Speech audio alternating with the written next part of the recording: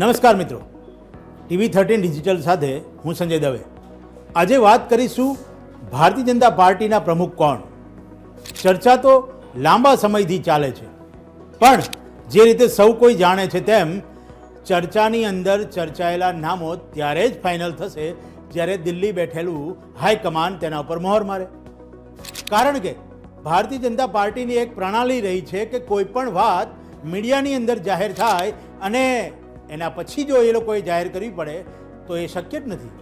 મીડિયામાં જાહેર થયેલી કોઈ પણ ચર્ચાની અંદર એક નવું જ નામ સામે આવે, એક નવી જ વાત સામે આવે તો જ એને ભારતીય જનતા પાર્ટી કહેવાય. એ સૌ કોઈ જાણે છે, કારણ કે હાઈકમાન્ડનો નિર્ણય આખરી નિર્ણય હોય છે.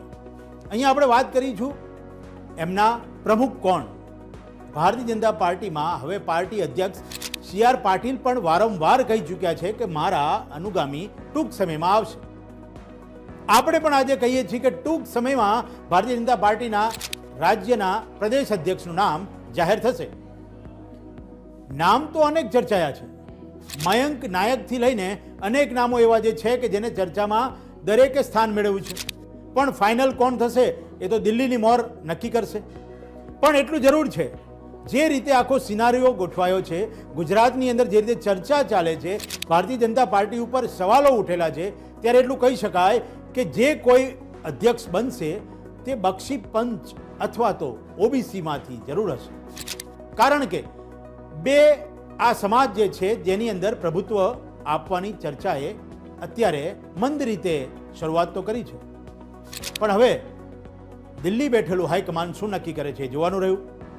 કારણ કે જે રીતે પાટીદાર સમૂહ પોતાના કોંગ્રેસની અંદર પોતાના વ્યક્તિ એટલે કે પોતાના સમાજનો વ્યક્તિ હોય પ્રમુખ તરીકે એવું ઈચ્છી રહ્યા છે, ત્યારે ભારતીય જનતા પાર્ટીએ હવે ગુજરાતની અંદર જે એવો અધ્યક્ષ મૂકવો જોઈએ. CR પાટીલ દક્ષિણમાંથી હતા, તો શું હવે ઉત્તર, મધ્ય કે સૌરાષ્ટ્ર કોણ આવશે?